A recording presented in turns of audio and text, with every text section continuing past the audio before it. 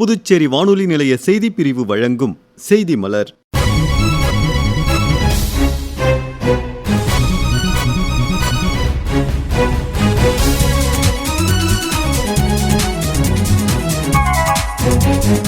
புதுச்சேரியில் நடைபெற்ற சர்வதேச யோகா தின விழாவின் முன்னோட்ட நிகழ்ச்சி, அபாயகரமான கழிவுகளை பாதுகாப்பாக அப்புறப்படுத்துவது குறித்த பயிற்சி பட்டறையின் தொடக்க விழா மற்றும் வேளாண் வளர்ச்சிக்கான பிரச்சார இயக்கத்தின் தொடக்க விழா ஆகியவை குறித்த தொகுப்புகள் இன்றைய மலரில் இடம்பெறுகின்றன.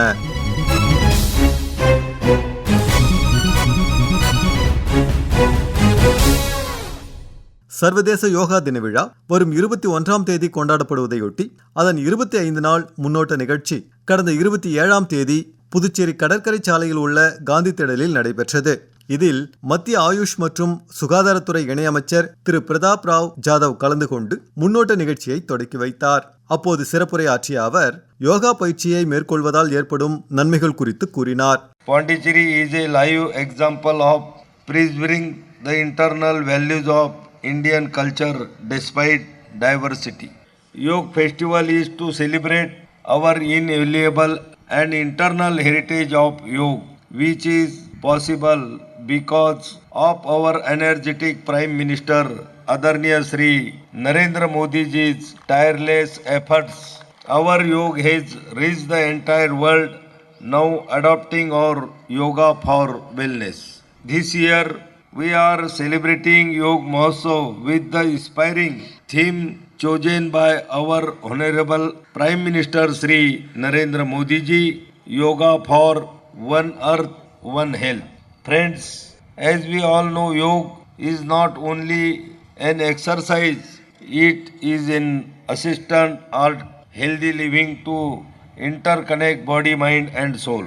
Yoga is an important need of present and also an integral part of healthy future. This is the message we want to share with the world from this historical land of Pondicherry. Yoga is the priceless gift of our ancient Indian tradition, is a ray of hope and well big for the entire world. The principle of yoga help to surpass and develop positive health, which help us cope the stretch much better. Yoga is a free health insurance that increases our immunity to keep us healthy and happy by reducing stress. நிகழ்ச்சியில் துணைநிலை ஆளுநர் திரு கைலாஷ்நாதன் கலந்து கொண்டு உரையாற்றினார். அப்போது வரும் June 20ஆம் தேதி சர்வதேச யோகா தின விழா யோகா மஹோத்சவ் நடைபெற இருக்கிறது. அதற்கான 100 நாள் கவுண்ட் டவுன் கிரீன் யோகா என்றும் 50 நாள் கவுண்ட் டவுன் யோகா சங்கம் என்றும் கொண்டாடப்பட்டு தற்போது அதன் 25ஆம் நாள் கவுண்ட் டவுன் புதுச்சேரியில் நடைபெறுகிறது.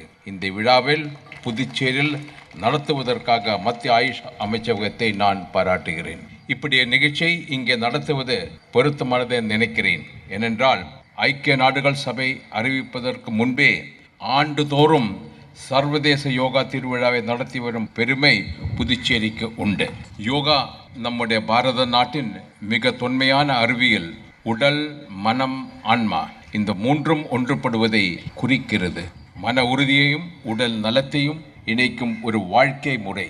பல ஆயிரம் ஆண்டுகளாக நம்முடைய முன்னோர்கள் அதை பாதுகாத்து நமக்கு தந்து இருக்கிறார்கள். அப்படிப்பட்ட யோகாவை உலகம் அரங்கிற்கு கொண்டு சென்றதில் நம்முடைய மாண்புமிகு பாரத பிரதமர் திரு நரேந்திர மோடிக்கு மிக பெரிய பங்கு இருக்கிறது.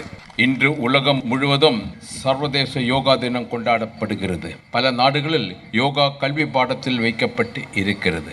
அரசு அலுவலகங்கள், தனியார் நிறுவனங்கள், பாதுகாப்பு துறைகளில் யோகா நல்ல வரவேற்பை பெற்று இருக்கிறது. ஒவ்வொருவரும் யோகா மூலமாக உங்கள் உடலையும் மனதையும் மேம்படுத்தி சமுதாய வளர்ச்சிக்கு பங்களிக்க வேண்டும். வாழ்க பாரதம், வாழ்க யோகா. இந்நிகழ்ச்சியில் முதலமைச்சர் திரு ரங்கசாமி தமது உரையில் யோகா கலையானது ஒரு பழம்பெரும் கலை. உடல் ஆரோக்கியமாக இருக்க வேண்டும். அதற்கு மிக முக்கியமான தேவை மனதில் அமைதி. அந்த அமைதியை கொடுப்பது யோகா. முனிவர்கள் நம்முடைய பாரத நாட்டில் யோகாவை எவ்வாறு வளர்த்திருக்கின்றார்கள், யோகா மூலமாக எந்த நிலையை அடைந்திருக்கின்றனர் என்று நாம் அனைவரும் நன்றாக அறிவோம். ஒவ்வொரு ஆண்டும் சர்வதேச யோகா தினம் கொண்டாடும் பொழுது ஒரு கருப்பொருள் இருக்கும். இந்த ஆண்டு ஒரே பூமி ஒரே ஆரோக்கியம், பூமியில் அனைவரும் ஆரோக்கியமாக இருக்க வேண்டும் என்பதுதான். அந்த ஆரோக்கியத்தை கொடுப்பது யோகா மிகப்பெரிய பங்கு வகிப்பது. அப்படிப்பட்ட ஒரு யோகா உலக அளவில் இன்று சிறந்த நிலையில் எல்லோரும் அறிந்து கொண்ட நிலையில் பின்பற்றுகின்ற நிலையில் இன்று இருக்கின்றது என்று சொன்னால் அதற்கு மிகப்பெரிய பங்கு நம்முடைய மாண்புமிகு பாரத பிரதமர் திரு மோடிஜி அவர்களுக்கு உண்டு என்பதை அனைவரும் நன்றாக அறிவோம். நம்முடைய எண்ணம் அனைவரும் மகிழ்ச்சியோடு ஆரோக்கியமாக வாழ வேண்டும் என்பதுதான். அந்த மகிழ்ச்சி ஆரோக்கியம் யோகா செய்வதன் மூலமாக நமக்கு கிடைக்கின்றது, பயிற்சி கொள்வதன் மூலமாக நமக்கு கிடைக்கின்றது. நம்முடைய அரசானது ஆரம்ப சுகாதார நிலையங்களில் வருகின்ற நோயாளிகளுக்கு யோகா கற்றுக் கொடுக்கப்படுகின்றது. மாணவ செல்வங்களுக்கு பள்ளிகள் மூலமாக யோகா கற்றுக் கொடுக்கப்படுகின்றது. யோகாக்களை வளர்ப்பதற்காக நம்முடைய அரசு பல நடவடிக்கைகளை எடுத்து வருகின்றது. அனைவரும் மகிழ்ச்சியோடு நன்றாக வாழ வேண்டும், அதற்கு யோகா ஒரு முக்கிய பங்காக இருக்கும் என்பதை இங்கே கூறி அனைவருக்கும் வாழ்த்தினை கூறி விடுகிறேன். நன்றி, வணக்கம். மேலும் இந்நிகழ்ச்சியில் சட்டப்பேரவைத் தலைவர் திரு செல்வம், பொதுப்பணித்துறை அமைச்சர் திரு லட்சுமி நாராயணன், நாடாளுமன்ற மாநிலங்களவை உறுப்பினர் திரு செல்வ கணபதி, சட்டமன்ற உறுப்பினர் திரு ராமலிங்கம், அரசு உயரதிகாரிகள், மாணவ மாணவிகள், யோகா ஆர்வலர்கள் என பலரும் கலந்து கொண்டனர். அபாயகரமான குப்பைகளை பாதுகாப்பாக அப்புறப்படுத்துவது குறித்த ஒருநாள் பயிற்சி பட்டறை கடந்த 26ஆம் தேதி கருவடிக்குப்பத்தில் உள்ள காமராஜர் மணிமண்டபத்தில் நடைபெற்றது. மத்திய அரசின் நமஸ்தே திட்டத்தின் கீழ் தூய்மை பணியாளர்களுக்கு நடைபெற்ற இப்பயிற்சி பட்டறையை முதலமைச்சர் திரு ரங்கசாமி தொடக்கி வைத்தார். அப்போது சிறப்புரை ஆற்றிய அவர், இந்த பாதாள சாக்கடை திட்டம் விரிவுபடுத்த வேண்டும். பல ஆண்டுக்கு முன்பு நகரத்தை மட்டும் கொஞ்சம் இருந்தது, அது விரிவுபடுத்தணும்னு சொல்லிட்டு இப்போ நகராட்சி பகுதியில் உள்ள பல பகுதிகளெல்லாம் முழுமையாக நகரமயமாக்கி வருவதால் அங்கெல்லாம் அந்த பாதாள சாக்கடை திட்டம் இப்பொழுது கொண்டு வரப்பட்டிருந்தது. 90 விழுக்காடு பணிகள் இப்பொழுது நடந்து முடிந்திருக்கின்றது. அதாவது கழிவுநீரெல்லாம் சுத்திகரிக்கப்பட்டு நிலத்தில் பாயக்கூடிய அளவிற்கு அந்த தண்ணியை கொண்டு வருகின்ற அளவிற்கு இப்போது அந்த பணிகள் நடந்து கொண்டு இருக்கின்றது. என்ன இருந்தாலும் இப்போ நம்ம ஒரு விழிப்புணர்வு என்பது நமக்கு மிக அவசியம். எல்லாத்தையும் எடுத்து அந்த இதில் போட்டு பாதாள சாக்கடை திட்டத்தில் வந்து எல்லாம் அடைச்சின்னு சொல்லுவோம். நீங்கள் பார்க்கலாம், ஹோட்டலில் சில இடத்துல ஹோட்டலில் இருக்கிற எல்லா அந்த இதெல்லாம் எடுத்து விட்டுருவாங்க, அடைச்சிக்கும். ஆனால் அந்த அடைப்பு ஏற்படும் பொழுது இப்போ நீங்கள் பார்க்கலாம், திறந்த வெளியில் இருக்கிற அந்த கழிவுநீர் செல்லுன்ற வாய்க்கால் பக்கத்தில் போனாலே நமக்கு எவ்வளோ துர்நாற்றம் வீசுன்றது, அந்த வாயு எவ்வளோ தாக்குன்றது மாதிரி நமக்கு தெரியும். அப்போது பைப்பில் அடைச்சிட்டு போய் எப்படி இருக்கும் அப்படின்னு பார்க்கும்போது அந்த விஷவாயு தாக்குதல் என்பது மிக அதிகமாக இருக்கும். இப்போ நீங்கள் பார்த்தீங்கன்னா இந்த மனிதன் எப்படி செய்வோம் அதே மாதிரி செய்கின்ற நிலையில் கழிவு அகற்றுவது, இந்த கழிவுகள் எடுத்தல் அகற்றுதல் இதெல்லாம் மஷின் மூலமாக இயந்திரம் மூலமாக செய்கின்ற ஒரு நிலை. மனித கழிவுகளை அகற்றுதல் இருக்கக்கூடாது. பல ஆண்டுகளுக்கு முன்பாக புதுச்சேரியை நாம் அதை உறுதி செய்திருக்கின்றோம். புதுச்சேரியில் அந்த நிலை இல்லை. அந்த நிலை இல்லாமல் இருப்பதற்கு கழிப்பிட வசதி செய்து கொடுவே அரசானது மிக முக்கிய கவனம் செலுத்தியது. எந்த ஒரு திட்டம் வெற்றி அப்படின்னு சொன்னீங்கன்னா மக்களுடைய ஒத்துழைப்போடு தான் அந்த திட்டங்கள் வெற்றி பெற வாய்ப்புண்டு. அப்படி இந்த ஒரு திட்டம் நமஸ்தே திட்டம் வெற்றி பெறுவதற்கு நீங்கள் அனைவரும் ஒத்துழைப்பு தர வேண்டும் என்று கேட்டுக்கொண்டு வாய்ப்பு நன்றி விடைபெறுகின்றேன். நன்றி, வணக்கம். இவ்விழாவில் பொதுப்பணித்துறை அமைச்சர் திரு லட்சுமி நாராயணன் பேசும்பொழுது, மனித கழிவுகளை மனிதனே அகற்றுகின்ற நடவடிக்கையை ஒட்டுமொத்தமாக நிறுத்துவதற்கு காலத்திற்கு ஏற்றால் போல தொழில்நுட்பங்களை கொண்டு வந்து அதன் மூலமாக இந்த கழிவுகளை வெளியேற்றுவது என்பது இன்றைக்கு நம்முடைய முக்கிய கடமையாக இருக்கிறது. மனித உரிமையினுடைய ஒரு உச்சத்தில் இருக்கிற முக்கிய கடமையாக பார்த்துக் கொண்டிருக்கிறோம்.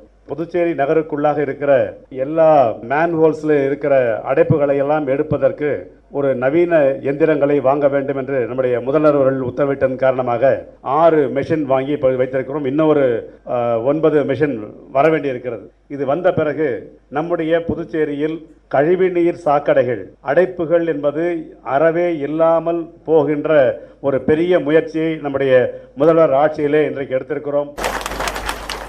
விழாவில் ஆதி திராவிடர் நலத்துறை அமைச்சர் திரு சாய் ஜே சரவணன் குமார் தமது உரையில், ஒரு காலத்தில் மனித கழிவுகளை மனிதன் அகற்றுவது கொடுமை, இதுக்கு ஒரு முற்றுப்புள்ளி வைக்கணும்னு எல்லா சமூக அமைப்புகளும் போராடிச்சு. இந்த நமஸ்தே மூலமா இப்போ அந்த நிலை இல்லாமல் மனித கழிவுகளை மிஷினை கொண்டு அகற்ற அளவுக்கு இன்னைக்கு வந்துட்டோம்.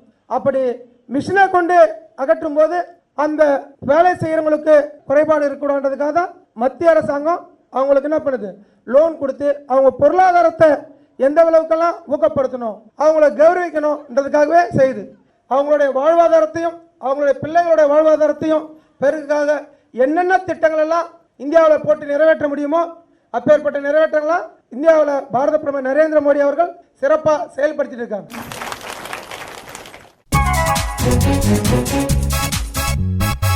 வேளாண் பெருமக்களுக்கான மத்திய அரசின் திட்டங்கள், வேளாண் தொழில்நுட்பங்கள் போன்றவை குறித்து விவசாயிகளுக்கு விழிப்புணர்வு ஏற்படுத்தும் வகையில் வேளாண் வளர்ச்சிக்கான பிரச்சார இயக்கம் புதுச்சேரியில் தற்பொழுது நடைபெற்று வருகிறது.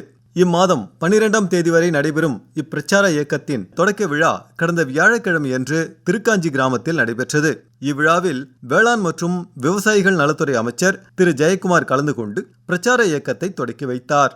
அப்போது உரையாற்றிய அவர், நான் கடந்த மாதம் டெல்லி சென்ற போது மத்திய அமைச்சரை சந்திக்கும் சூழ்நிலை அவர் கலந்து கொண்ட நிகழ்ச்சியிலே நானும் கலந்து கொண்டேன். அப்போது நான் ஒன்னே சொன்னேன், டிராக்டர் இம்ப்ளிமெண்ட்ஸ் எக்யூப்மெண்ட்ஸ்லாம் விண்ணப்பத்திற்கு அத்தனை பேருக்கு கொடுக்கணும்னு சொன்னாங்க. அதுக்கு எவ்வளோ ஆகுன்னு கேட்டார்.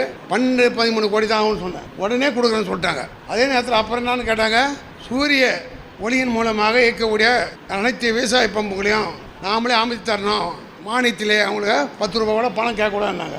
அதுக்கு எவ்வளோ கோடி ஆகுனாங்க. நான் கிட்டத்தட்ட 350 கோடி எஸ்டிமேட் போட்டோம். எத்தனை விவசாயம் சொன்னாங்க? 6100 விவசாயம் தான் சொல்லிக்கிறோம். சோலார் இலவசமாக கொடுக்கக்கூடிய சூழ்நிலை உருவாக்கி கொண்டு இருக்கணும். வீட்டிலேருந்தே செல்ஃபோனில் நீங்கள் இயக்கலாம். அதுக்கான தகுதியை நாங்கள் ஏற்பாடு பண்ணிக்கிட்டு இருக்கோம். இந்த அரசு மக்களுக்கான அரசு என்று சொல்லி விடைபெறுகிறேன். நன்றி, வணக்கம்.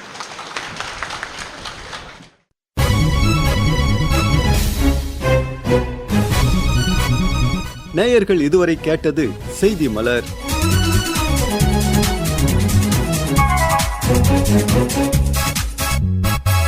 அமைப்பு பிபின் எஸ் நாத்.